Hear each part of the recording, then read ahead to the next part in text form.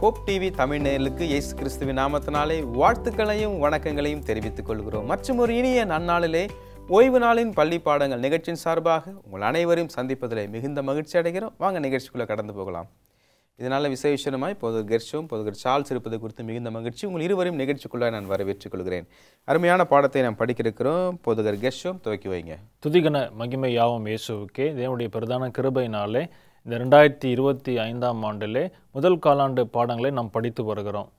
காலாண்டு பாடத்தின் தலைப்பானது தேவனுடைய அன்பும் நியாயமும். பாடம் 8 பாடத்தின் தலைப்பானது சுயாதீன சித்தம், அன்பு, தேவ முன்னேற்பாடு. மனப்பாட வசனம் யோவான் 16ஆம் அதிகாரம் 33ஆம் வசனம். என்னிடத்தில் உங்களுக்கு சமாதானம் உண்டாயிருக்கும் பொருட்டு இவைகளை உங்களுக்கு சொன்னேன். உலகத்தில் உங்களுக்கு உபத்திரவம் உண்டு, ஆனாலும் திடன் கொள்ளுங்கள், நான் உலகத்தை ஜெயித்தேன் என்றார். பாஸ்டர் சார்ல்ஸ், இந்த பாடத்துக்கான ஒரு அறிமுகம். இந்த பாடத்தின் அறிமுகத்தில் நமக்கு நல்ல ஒரு அறிமுகம் கொடுக்கப்பட்டிருக்கிறது. இங்கே பொதுவாகவே நீங்கள் பார்த்தீங்கன்னா நிறைய பேருடைய நம்பிக்கை என்ன அப்படின்னா, இந்த உலகத்தில் நடக்கிறது எல்லாமே யாருடைய சித்தம்தான், கடவுளுடைய சித்தம் என்று சொல்வார்கள். ஆனால் அந்த வியூவில் ஒரு பிரச்சனை இருக்கிறது. ஏன் அப்படின்னா, அவங்க என்ன சொல்கிறாங்கன்னா, மனிதர்களுக்கு ஆண்டவர் கொடுத்துருக்கிற சுதந்திரத்தை அவர்கள் பயன்படுத்தாதது போல அவங்களுடைய நம்பிக்கை எப்படி இருக்குது அப்படின்னா, ஒரு சிலரை ஆண்டவர் ரட்சிக்க தெரிந்து கொண்டிருக்கிறார், ஒரு சிலவங்க அவங்க என்னதான் பண்ணாலும் அவங்க ரட்சிக்கப்பட முடியாது, அவங்கள ஆண்டவர் என்ன பண்ணிடுவார், அழிச்சு விடுவார், அவர்கள் நரகத்திற்கு போய் விடுவார்கள் என்று சொல்லுகிறார்கள். இதில் ஒரு தப்பான தியாலஜி இருக்கிறது. நியாயத்தீர்ப்பு முடிஞ்சு போச்சுன்னு அர்த்தம். ஆமாம். ஆனால் தேவன் யார் அப்படின்னா, எல்லாருக்கும் வாய்ப்பு கொடுக்கிறார், எல்லாரையும் மனம் திரும்ப அழைக்கிறார், எல்லாரையும் என்ன பண்ணுறாருனா அவர் மனமாற்றத்திற்குள்ளாக கொண்டு வர பிரயாசப்படுகிறார். இப்போ இதில் ஆண்டவர் என்ன கற்றுக் கொடுக்குறாருனா, எல்லாருக்கும் சுதந்திரத்தை கொடுத்துருக்கிறார், தேர்ந்தெடுக்கக்கூடிய பக்குவத்தை கொடுத்துருக்கிறார். அப்போ நாம் எதை ஒரு காரியத்தை செய்தாலும் ஆண்டவருக்கு நம்மை அர்ப்பணித்து செய்யும் பொழுது தேவனுடைய அனுகிரகம். இதை ஆங்கிலத்தில் சொல்லுவோம், பொதுவாகவே நடந்தால் காட்ஸ் ப்ராவிடன்ஸ் என்று சொல்லுவோம். அதை தமிழில் எப்படி சொல்லலாம்னா, இது தேவனுடைய அனுகிரகம் என்று சொல்லுவோம். ஆனால் தேவனுடைய அனுகிரகம் யாருக்கு உண்டாகும் அப்படின்னா, நன்மை செய்து ஆண்டுடைய சித்தத்திலே நிலைத்திருக்கிறவர்களுக்கு. ஆனால் பாவத்தை ஒருத்தன் செய்கிறான் அப்படின்னா ஆண்டவர் அதற்கு துணை போகிறதில்ல, அவன் தன்னுடைய சுய சித்தத்தினாலே அதை செய்கிறான்.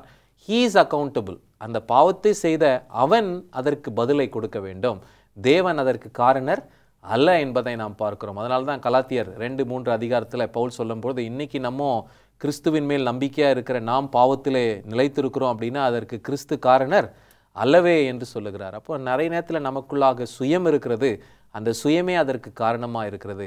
அதனால் தேவனை யாருமே குறை சொல்லவே முடியாது. அவர் நன்மையானதை செய்கிற தேவன், எல்லாரும் ரட்சிக்கப்பட வேண்டும் என்பது அவருடைய விருப்பமாக இருக்கிறது. ஆனால் அவங்களுக்கு கொடுக்கப்பட்ட ஃப்ரீ வில்லை எல்லாரும் தவறாக பயன்படுத்துறதுனால ஒரு சிலர் மாத்திரம் ரட்சிக்கப்படுவார்கள், ஒரு பெரிய கூட்டம் அழிந்து போகும் என்பதை நாம் பார்க்கிறோம். பாடம் 8 சுயாதீன சித்தம், அன்பு மற்றும் தேவ முன்னேற்பாடு. முதல் கேள்வி பாஸ்டர் கெர்ஷோமுக்கு, தேவன் எல்லாவற்றையும் தீர்மானிக்கிறாரா? ஒரு சுவாரஸ்யமான ஒரு கதை நமக்கு கொடுக்கப்பட்டிருக்கிறது. காட் இஸ் சாவரின், சுயாட்சியுள்ள தேவன் என்று சொல்லி தலைப்பிலே ஒரு வாலிப இளம் போதகர் அங்கே பேசி கொண்டிருக்கிறார். அப்போது அதை விளக்கும் பொழுது, தேவன் எல்லாவற்றையும் கட்டுப்பாட்டில் வைத்திருக்கிறார் என்று சொல்லி அவர் விளக்கம் கொடுக்கிறாரு. உடனே அங்கே ஒரு பள்ளி மாணவனுக்கு ஒரு கேள்வி வருகிறது. அப்போது என் ஆண்டவர் என்னுடைய நாய் மரித்த பொழுது தேவன் கட்டுப்பாட்டில் இருந்தாரா அப்படின்னு சொல்லி கேட்குறாரு. ஏன் கடவுள் என் நாயை கொல்ல வேண்டும் அப்படின்னு சொல்லி கேட்ட உடனே, சற்று கடினமான கேள்விதான், நான் இப்படி அதை விவரிக்கிறேன்னு சொல்லி அந்த வாலிப போதகர், சில வேளைகளில் தேவன் நாம் கடினமான சூழலை கடந்து செல்வதற்கு அனுமதிக்கிறார் என்று சொன்னால், பின் நாட்களில் பெரிய பிரச்சனைகள் வரும்போது நீ அதை சமாளித்து கொள்ளலாம் அப்படின்னு ஒரு எக்ஸ்ப்ளனேஷன் கொடுக்குறார். அப்போது இந்த சிறுவன் மறுபடியுமாக யோசித்துட்டு அங்கே வாலிப போதகர் முன்னாடி என்ன சொல்கிறார் அப்படின்னா, எனக்கும் அப்படி தான் இருந்துச்சு, என்னுடைய நாய் மரித்து போனது, ஆனால் அதை நான் கடந்து வந்தது பின் நாட்களில் என்னுடைய பாட்டி இறந்ததை சமாளிப்பதற்கு, கடந்து வருவதற்கு அது உதவியாக இருந்துச்சுன்னு ஒரு விளக்கத்தை கொடுக்குறார். அப்போது அந்த பையன் திரும்பி கேட்குறான், அப்போ ஆண்டவர் என் நாயை கொன்று என் பாட்டியை கொல்லப் போவதற்கு முன்பாக என்னை தயார்படுத்துகிறாரா? அப்போது அப்படியாக அந்த கதை முடிவதை நாம் பார்க்க முடியும். சிலர் உலகில் எது நடந்தாலும் பாஸ் சொன்னது போல் எல்லாம் தேவ சித்தத்தின்படி தான் நடைபெறுகிறது என்று நினைக்கிறார்கள். நன்மையானாலும் சரி, தீன்மையானாலும் சரி, எல்லாம் தேவ சித்தம் என்று சிலர் யோசிப்பது உண்டு. 2 காரியத்தை நாம் பார்ப்போம். ஆதியிலே மனிதன் பாவம் செய்ய வேண்டும் என்பது தேவ திட்டம் அல்ல. மனிதன் சந்தோஷமாக இருக்கணும்னு ஆண்டவர் விரும்பினார். ஆனால் தெரிந்தெடுக்கும் சுதந்திரம் மூலமாக அவர்கள் பாவம் செய்ய துணிந்தார்கள் என்பதை நாம் பார்க்கிறோம். எச்சரிக்கை அவர்கள் கொடுக்கப்பட்டது. அனுதினமும் அங்கே தேவதூதர்கள் வந்து அவர்கள் எச்சரிக்கை கொடுத்தால் என்று சொல்லி தீர்க்கதரிசன அம்மையார் மூலமாக நாம் படிக்கிறோம். அதே போல் யூதாஸ் காரியத்துடைய வாழ்க்கையை பார்த்தோம் அப்படின்னா, அவன் தூக்கிலிட்டு தொங்க வேண்டும் என்பது தேவ திட்டம் அல்ல. எத்தனையோ முறை ஆண்டவராக இயேசு கிறிஸ்து அவனை தொடுவதற்கு முயற்சி செய்தார் இருதயத்தை. அவனோ மன கடினத்தினாலும் சாத்தானுக்கு தன்னை முழுவதுமாக ஒப்பு கொடுத்ததுனாலும் என்ன செய்தான் அப்படின்னா, அங்கே தனக்குத்தானே இந்த விளைவுகளை ஏற்படுத்தி கொண்டான் என்று சொல்லி நாம் பார்க்கிறோம். 1 Timothy 2:4 வாசிக்கும் பொழுது, எல்லா மனுஷரும் ரட்சிப்படையவே ஆண்டவர் விரும்புகிறார் என்பதை நாம் புரிந்து கொள்கிறோம். முதல் கேள்வி கேட்டோம், தேவன் எல்லாவற்றையும் தீர்மானிக்கிறாரான். இப்போ அதே மாதிரி தேவ சித்தத்தின்படி தான் எல்லாம் நடக்கிறதா பாஸ்டர் சார்ல்ஸ்? தேவனுடைய சித்தத்தின்படி எல்லாம் நடந்தால் நல்லா தான் இருக்கும். தேவ சித்தத்தின்படி எல்லாம் நடந்துச்சுன்னா இன்றைக்கி உலகத்தில் தீமை இருக்காது, பாடு இருக்காது, மரணம் இருக்காது, கஷ்டம் இருக்காது. ஆனால் இன்றைக்கி பாடு இருக்குது, மரணம் இருக்குது, கஷ்டம் இருக்குது. காரணம் என்ன அப்படின்னா, நிறைய பேர் தேவ சித்தத்தின்படி நடக்கிறது இல்லையா. அதுலேயும் நம்முடைய ஆதி தகப்பர் ஆதாமும் ஏவாளும் அப்படி செய்தபடினால் உலகத்திற்கு இப்படிப்பட்ட ஒரு கேடான நிலை ஏற்பட்டிருக்கிறது என்பதை பார்க்கிறோம். அதை மாற்றத்தான் கிறிஸ்து வந்தார். ஆனால் பிற்பாடு நாம் தேவனுடைய ராஜ்யத்திலே பிரவேசிக்கும் போது சகலமும் அவருடைய சித்தத்தின்படியே நடக்கும். அதனால தான் நமக்கு ஜெபிக்க கற்றுக் கொடுக்கிறார். இதோ உம்முடைய சித்தம் எங்களுடைய வாழ்க்கையில் நிறைவேறட்டும் என்று சொல்லி ஜெபிக்க ஏன் கற்றுக் கொடுத்தார்னா, நம்ம எல்லாரும் அவருடைய சித்தத்தின்படி செய்யறது இல்லை என்பதை காண்பிக்கிறார். ஒரு சங்கீதம், அதாவது 81ஆம் சங்கீதம் 11, 12, 13 நீங்கள் வாசிங்கன்னா ரொம்ப அழகாக சங்கீதக்காரன் சொல்வார். அதில் ஆண்டவர் பேசுகிறத அப்படியே எழுதியிருக்கிறார். என் ஜனமோ என் சத்தத்திற்கு செவி கொடுக்கவில்லை, இஸ்ரவேல் என்னை விரும்பவில்லை. அப்படின்னா ஆண்டோடைய சித்தத்தை செய்யலைனாவே ஆண்டவரை விரும்பலைன்றது தான் அர்த்தம். 12வது வாக்கியத்தை நீங்கள் வாசிங்கன்னா, ஆகையால் அவர்களை அவர்கள் இருதயத்தின் கடினத்திற்கு விட்டுவிட்டேன், தங்கள் யோசனையின்படியே நடந்தார்கள். நம்ம யோசனையின்படி நடக்கிறதும் ஒன்று தான், இருதயத்தின் கடினம் என்று சொன்னாலும் ஒன்று தான் என்பதை நாம் புரிந்து கொள்ள வேண்டும். 13 ஆண்டவர் சொல்கிறாரு, என் ஜனம் என் சத்தத்திற்கு செவி கொடுத்தால் என்னவா இருக்கும்? நலமாக இருக்கும். அப்படின்னா ஆண்டவர் ஏங்குறாரு அவருடைய பிள்ளைகள் அவருடைய சத்தத்திற்கு செவி கொடுக்க வேண்டும் என்று. அப்படின்னா இதில் என்ன நம்ம கன்க்ளூட் பண்ணுறோன்னா, எல்லாமே தேவனுடைய சித்தத்தின்படி நடக்கிறது இல்லை, மனுஷன் தன்னுடைய சுய யோசனையின்படியே அநேக விஷயங்களை செய்கிறான் என்பது உண்மையாக இருக்கிறது. ஒரு இடைவேளைக்கு முன்பாக மீண்டும் சந்திப்போம். பிரியமானவர்களே, ஒரு இடைவேளைக்கு முன்பாக மீண்டும் நிகழ்ச்சி தொடரும். பிரியமானவர்களே, இடைவேளைக்கு முன்பாக மீண்டும் நிகழ்ச்சிக்குள்ள நம்ம கடந்து போகலாமா? பாடம் 8, சுயாதீன சித்தம், அன்பு மற்றும் தேவ முன்னேற்பாடு. பொது கெர்ஷம், உங்களுக்கான கேள்வி என்னன்னா, தேவனுடைய வல்லமையை குறித்து வேதம் என்ன சொல்லுகிறது? ஆல் பவர்ஃபுல் காட், அதாவது சர்வ வல்லமை உள்ள தேவன். கிரேக்க வார்த்தை பேண்டோக்ரைட்டர் என்று சொல்லப்பட்டிருக்கிறது. அதாவது எல்லாம் தேவனால் கூடும், அவரால் கூடாத காரியம் ஒன்றுமே இல்லை. அதற்கு சில வசனங்களை நாம் வாசித்தோம் என்று சொன்னால், வெளிப்படுத்தல் 11ஆம் அதிகாரம் 17ஆம் வசனம் சொல்லுகிறது, இருக்கிறவரும் இருந்தவரும் வருகிறவருமாகிய சர்வ வல்லமையுள்ள கர்த்தராகிய தேவனே. எல்லா வல்லமையும் அவருக்கு இருக்கிறது. எபிரேயர் 1:3 சர்வத்தையும் தம்முடைய வல்லமையுள்ள வசனத்தினாலே தாங்குகிறவராய், எல்லாவற்றையும் அவருடைய வாயின் வார்த்தையினாலே தாங்குகிறார். லூக்கா 1:37 தேவனாலே கூடாத காரியம் ஒன்றுமே இல்லை, நத்திங் இஸ் இம்பாசிபிள் என்று சொல்லுகிறது. மத்தேயு 19:26 தேவனாலே எல்லாம் கூடும். அப்போது இந்த வசனங்கள் மூலமாக தேவன் சர்வ வல்லமை உள்ள தேவன் என்றும் அவரால் செய்ய முடியாத காரியம் ஒன்றும் இல்லை என்று சொல்லி வலியுறுத்துவதை நாம் பார்க்க முடியும். பழைய ஏற்பாடாக இருந்தும் சரி, புதிய ஏற்பாடாக இருக்கட்டும் சரி, தேவனுடைய எண்ணிலடங்காத அற்புதங்களையும் அடையாளங்களையும் நமக்கு இதன் உதாரணமாக பதிவு செய்யப்பட்டிருக்கிறது. அப்படின்னா எல்லாவற்றையும் தேவனால முடியும்னா அவரால் முடியாத காரியம் ஏதாவது இருக்குதா? முடியாத காரியங்கள் இருக்கிறது எது அப்படின்னா, முதல்ல சொல்லலாம், அவருடைய குமாரரை நமக்காக பலியா கொடுக்காம அவரால் இருக்க முடியாது, கொடுத்து தான் ஆகணும். அதே போல் அவரால் பாவம் செய்ய முடியாது, அவரால் தீமை செய்ய முடியாது, தீமையை அவரால் பார்க்கவும் முடியாது. அப்படிப்பட்ட சுத்த கண் உடையது நம்முடைய தேவன் என்பதை நாம் பார்க்கிறோம். அதில் குறிப்பாக நமக்கு பாடத்தில் ஒரு வசனம் கொடுத்திருக்கிறார்கள். 2 தீமோத்தேயுவின் புத்தகம் 2ஆம் அதிகாரம் 13வது வசனம் அவருடைய குணாதிசயத்தை வெளிப்படுத்தக்கூடிய வகையில், நாம் உண்மையில்லாதவர்களாக இருந்தாலும் அவர் உண்மையாய் இருக்கிறார், அவர் தம்மை தாமே மறுதளிக்க மாட்டார். நிறைய பேர் என்ன நினச்சிக்கிறாங்கன்னா, நம்ம ஆண்டவருக்குள்ளே வந்துட்டாலும் அதனால் நம்ம என்ன வேணாலும் பண்ணாலும் கடைசியாக ஆண்டவர் நம்மளை என்ன பண்ணிடுவார், காப்பாற்றிடுவார் அப்படின்னு நினைக்கிறாங்க இந்த ஒரு வசனத்தை மாத்திரம் எடுத்துட்டு படிக்கிறதுனால. ஆனால் சத்தியத்தை எங்கே மேலே சொல்கிறாரு பவுல் 12வது வசனத்தை நீங்கள் வாசிங்கன்னா, அவரோடு கூட பாடுகளை நாம் சகித்தோமானால் அவரோடு கூட என்ன செய்வோம்? ஆளுகை செய்வோம். நாம் அவரை மறுதலித்தால் அவர் நம்மை மறுதலிப்பார். இதுதான் உண்மை. ஆண்டவரை யாரெல்லாம் மறுதலிச்சு போகிறாங்களோ, யூதாஸ் மறுதலிச்சு போனான், அவன் ஆண்டு கொண்டு மரித்தான் என்று பார்க்கிறோம். அதனால் நாம் ஆண்டவரை மறுதலிக்காமல் அவரோடு கூட பாடுபடுவோம் அப்படின்னா நமக்கு நன்மை காத்திருக்கிறது. அதனால் தேவன் அவர் தம்மை தாமே மறுதலிக்க மாட்டார். அப்படின்னா அவருடைய குணாதிசயத்தை அவர் மாற்றிக்கொள்ள மாட்டார். நமக்காக அவர் மாற்றிக்க மாட்டார். நாம தான் நம்முடைய குணாதிசயத்தை யாருக்கு இசைவாய் மாற்றிக்கொள்ள வேண்டும்? தேவனுக்கு இசைவாக மாற்றிக்கொள்ள வேண்டும் என்பதை நமக்கு கற்றுக் கொடுக்கிறார். தொடர்ந்து நாம் பேசுவோம். தேவனால் செய்ய முடியாத காரியத்தை பாஸ்டர் சொன்னாங்க. பாஸ்டர் கிருஷ்ணம், உங்களுக்கான ஒரு கேள்வி என்னென்னா, the reality of free will, சுய சித்தத்தினுடைய உண்மை நிலை என்ன? மத்திய 22ஆம் அதிகாரம் 37ஆம் வசனத்திலே ஆண்டவர் நம்மளுக்கு பரிச்சயமான ஒரு வசனத்தை எங்கே சொல்லுகிறார். இயேசு அவனை நோக்கி, உன் தேவனாகிய கர்த்தரிடத்திலே உன் முழு இதயத்தோடும் உன் முழு ஆத்மாவோடும் உன் முழு மனதோடும் அன்பு கூறுவாயாக. இதை தான் நாங்கள் பழைய ஏற்பாட்டிலே நம்ம பார்க்கிறோம். உபாகமம் 6:4-5. இந்த வசனங்களை வாசிக்கும் பொழுது நமக்கு கொடுக்கப்பட்ட கட்டளை, தேவன் தன்னை அனைவரும் நேசிக்க வேண்டும் என்று விரும்புகிறார், அதே போல பிறரின் நேசி அப்படின்னு சொல்கிறார். ஆனால் அனைவரும் அவரிடத்துல அன்பு செலுத்துவதில்லை. அநேகர் தேவனை எதிர்க்கிறார்கள், அங்கே எதிராளிகளாக இருக்கிறாங்க. ஆண்டவர் எளிதாக நம்ம முன்னாடி படித்தோம், அவர் சர்வ வல்லமையுள்ள தேவன், அவரால் கூடாத காரியம் ஒன்றுமே இல்லை, எல்லாம் அவரால் கூடும் படித்தோம். அவர் நினைத்திருந்தால் என்ன செய்திருக்கலாம் அப்படின்னா, மனிதனை கட்டாயப்படுத்தியிருக்கலாம், கட்டாயப்படுத்தி அன்பு செலுத்த வைத்திருக்கலாம், அவருக்கு அது முடிந்திருக்கும் என்று சொன்னால் அவர் சர்வ வல்லமையுள்ள தேவன். ஆனால் தேவன் அப்படிப்பட்ட காரியத்தை செய்யவில்லை என்று சொன்னால் அது ஒரு குணத்திற்கு முரண்பாடானது ஒன்று.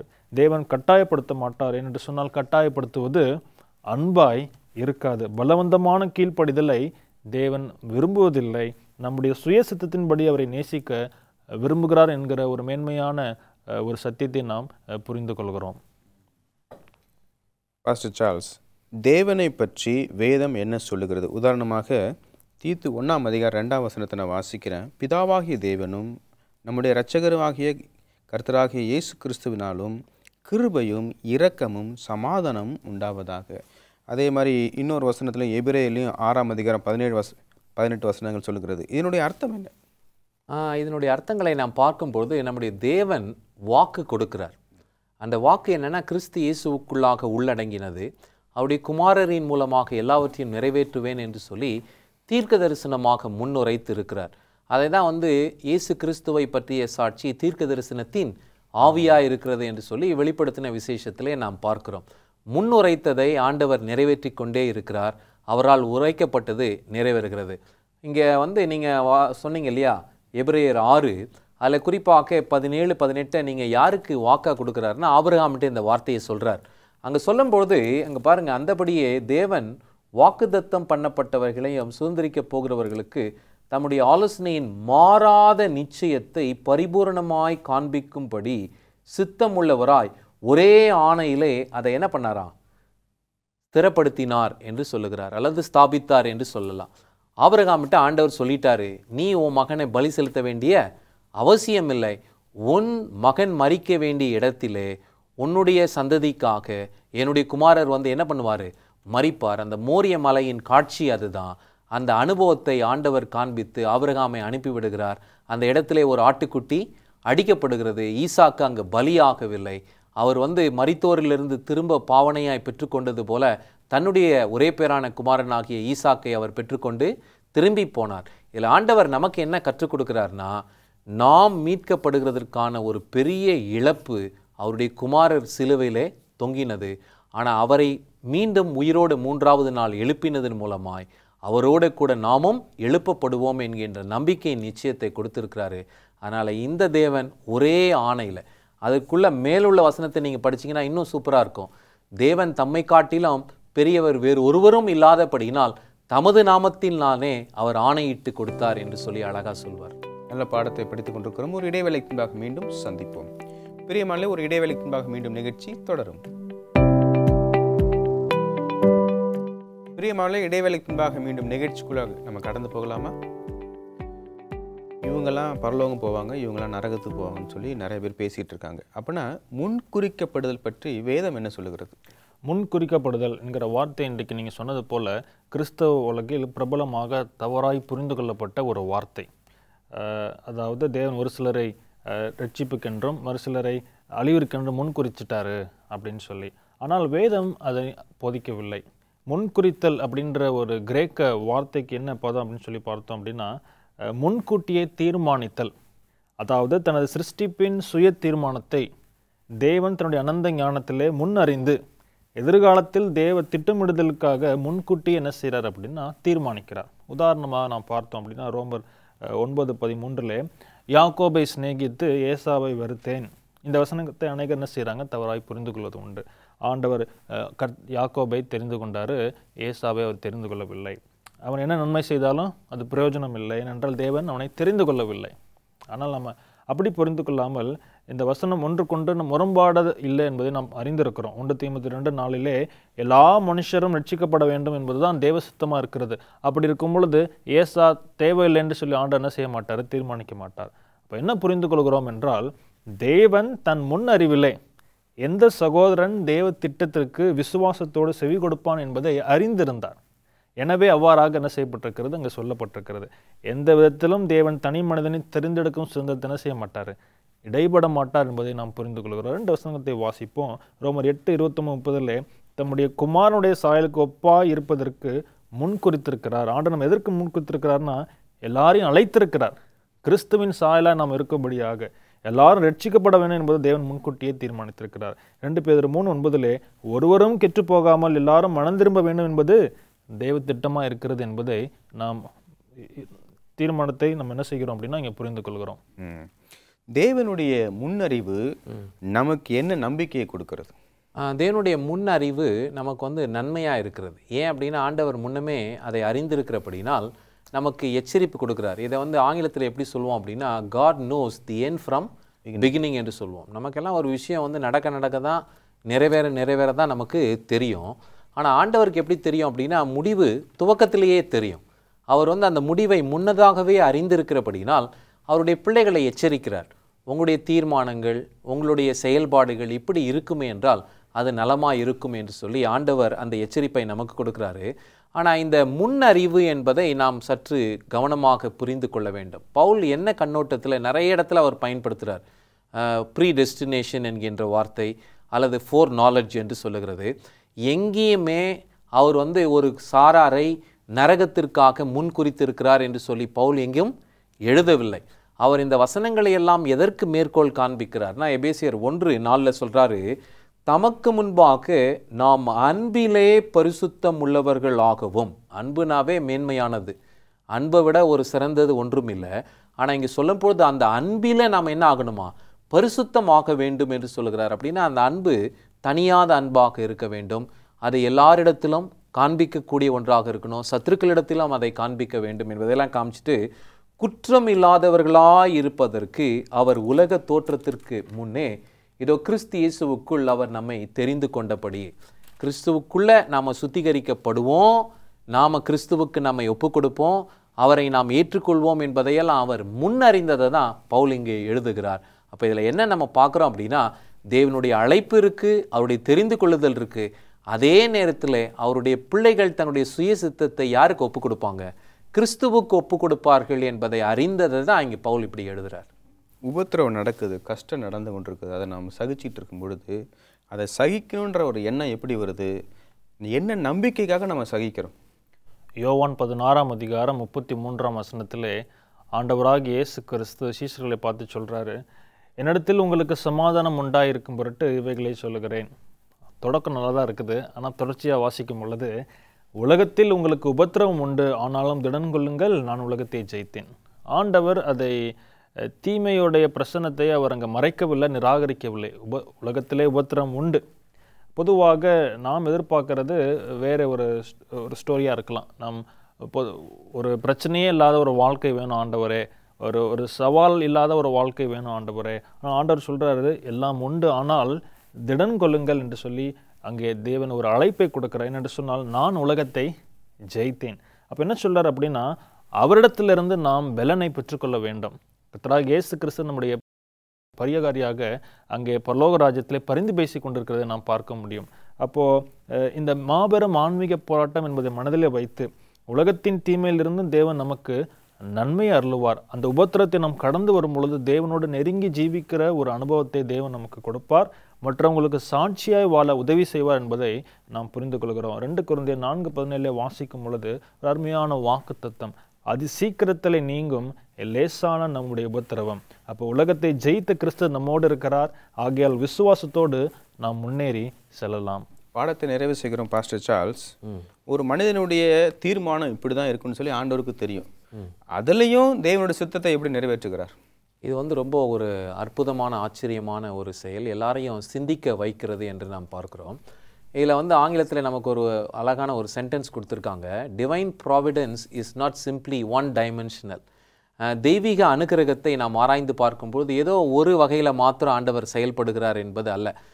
ஃபார் எக்ஸாம்பிள், ஆண்டவர் பிளான் ஏ வச்சுருக்கிறாரு, பிளான் பி வச்சுருக்கிறார். பிளான் ஏ என்னென்னா, ஆதாமும் ஏவாளும் என்ன செய்யக்கூடாது? பாவம் செய்யக்கூடாது, அவர்கள் நீண்டு வாழ வேண்டும், சந்ததியை பெற வேண்டும் என்பது பிளான் ஏ. ஆனால் அவங்க எதில் விழுறாங்க அப்படின்னா பிளான் பியில் விழுறாங்க. அதுதான் ஆண்டவருக்கு முன்னமே தெரியும். இவங்க எதை தொடுவாங்க? விளக்கப்பட்ட கனியை தொடுவார்கள். ஆனால் அதில் என்ன ஆண்டவர் கற்றுக் கொடுக்குறாருன்னா, விடுறார். சில நேரத்தில் பிள்ளைகளாகிய நம்மை நடக்க பழகி கற்றுக் கொடுக்குறார். ஒரு குழந்தை எப்போ நடக்கும்? அப்பா அம்மா ரிஸ்க் எடுத்து அதை நடக்க விட்டால் தான் அது என்ன பண்ணும்? சில நேரத்தில் கீழே விழும், அப்பா அம்மா போய் தூக்கி விடுவாங்க. சில நேரத்தில் அப்பா தூக்காமலே எந்திரி எந்திரி என்று சொல்வார். அதே போல் நம்முடைய ஆவிக்குரிய அனுபவத்தில் கூட நம்முடைய தகப்பன் என்ன பண்ணுறாருன்னா, அவருடைய பரிசுத்தத்திலே நம்மளை பழக்கி வைக்கிறார். இதை நாம் கொஞ்சம் கொஞ்சமாக கற்றுக்கொள்ளும் போது நமக்கு நல்லா புரியுது. இன்னொரு உதாரணம் சொல்லலாம் அப்படின்னா, கெட்டகுமாரனுடைய அனுபவம். கெட்டகுமாரன் போய் கெட்டு போகிறது அப்பாவுக்கு விருப்பமே கிடையாது. அவன் போனால் எல்லாத்தையும் செலவழிச்சிருவான்னு தெரியும், அப்பாவுக்கு அவப்பேர் வரும்னு தெரியும், அவன் கெட்டு போவான்னு தெரியும், எல்லாத்தையும் இழந்துட்டு வருவான் என்பதும் தெரியும். ஆனால் அப்பா என்ன பண்ணார்? அவனை வீட்டிலே வச்சுருந்தாரா? இல்லை. கேட்டபோது அவன் கேட்டதை கொடுத்து அனுப்பினார் என்று பார்க்கிறோம். ஆனால் அவன் திரும்பி வந்தபோது அவனை ஏற்றுக்கொண்டார், பார்த்தீங்களா? ஆனால் அவன் திரும்பி வந்தவன் அப்பா கிட்ட எதையுமே கேட்கல. அவனுக்கு அப்பா தேவையானதெல்லாம் கொடுத்தார். நம்முடைய ஆவிக்குரிய வாழ்க்கையெல்லாம் அப்படி தான். துவக்கத்தில் நம்ம இது வேணும் அது வேணும்னு கேட்போம், சில நேரத்தில் கொடுப்பாரு. அதனோட உபத்திரவத்தையும் நம்ம பெற வேண்டியதாக இருக்கும். அதுக்கு பேசாமல் ஆண்டுடைய சித்தத்திற்கு நம்மளை ஒப்பு கொடுத்து உம்முடைய சித்தம் ஆகட்டும் என்றால் அது பாக்கியமாக இருக்கும். இந்த நிகழ்ச்சியில் கலந்து கொண்டு பாடத்தை நடத்தி கொடுத்ததுக்காக உங்கள் இருவருக்கும் எனது நன்றியை தெரிவித்துக் கொள்கிறேன். கிறிஸ்துவுக்குள் பிரியமானவர்களை, சுதந்திரத்தை தேவ பக்தியோடு அவருடைய ஆலோசனையோடு நீங்கள் கையாளுங்கள். தேவன் நிச்சயமாய் உங்கள் வாழ்க்கையும் எதிர்காலத்தையும் ஆசீர்வதிப்பார். ஆமென்.